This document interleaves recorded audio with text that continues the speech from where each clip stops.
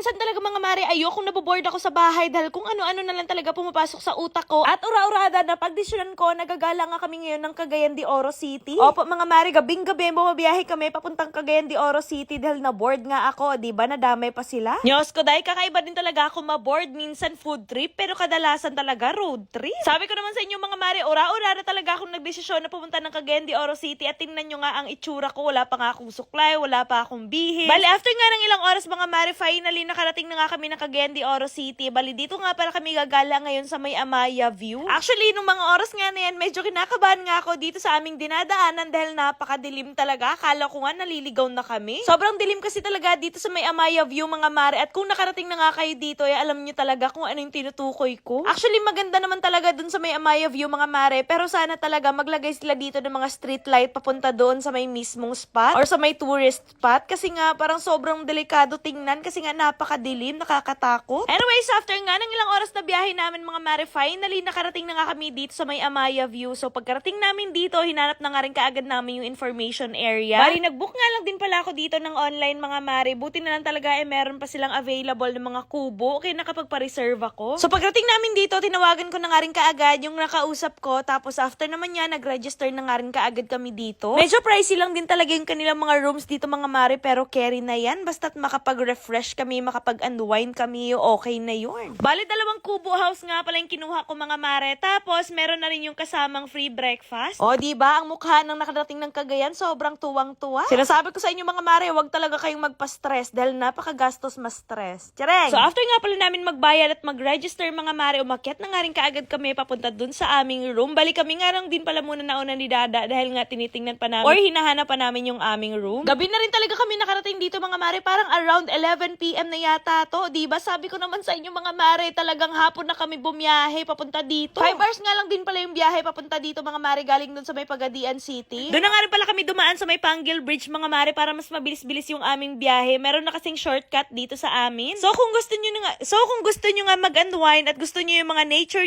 mga mare, nako, perfect na perfect talaga dito sa may Amaya View. Pero alam nyo ba, wrong timing lang talaga yung pagpunta namin dito sa Cagayan mga mare dahil nga nung araw na dumating kami, yun din yung araw na umalis yung Kapinpin Brothers.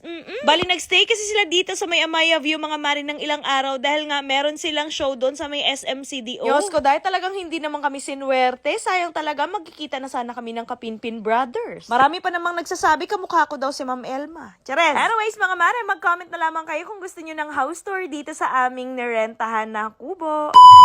Oops! Wag nyo na muna i-skip itong video na to mga mare dahil for today's video, mamimigay ulit tayo ng 1,000 pesos sa mga magre-register at magka-cash in lang ng 100 pesos dito sa may Plus PH. Pero bago yun mga mare, tuturuan ko na muna kayo kung paano manalo at maglaro dito sa may Plus PH. Pero paalala ko lang sa inyo, bawal po ito sa mga bata at para lang po ito sa may mga ekstrang pera lang. Anyways, dito nga pala sa Plus PH guys, eto nga palang super ace yung aking nilalaro dahil napakadali lang talaga manalo at maglaro dito ay ipapakita ko sa inyo. So, yun na nga guys, maglalaro na tayo. Let's go! Yan, tingnan natin kung mananalo tayo ngayon. Let's go! Ay! 600! Not bad! Nanalo tayong 600! Ay! 650! Oh my God! Sabi ko naman sa inyo mga mare, napakadali lang talaga manalo at maglaro dito eh. Ayan. Ay! 2,100 pesos! Oh my God! 1, 2! Oh my God! O di ba sabi ko naman sa inyo mga mare, napakadali lang talaga manalo at maglaro dito. Kaya sa mga gusto manalo at maglaro, merong link dyan sa comment section. I-click nyo lang yan, mag-register lang kayo at mag-cash in lang kayo ng 100. Kung sino yung mga nakapag-cash in ng 100, mamimili ako mamaya ng mabibigyan ng 1,000 pesos. At kaya na pa hinihintay nyo, i-click nyo lang yung link dyan sa comment section.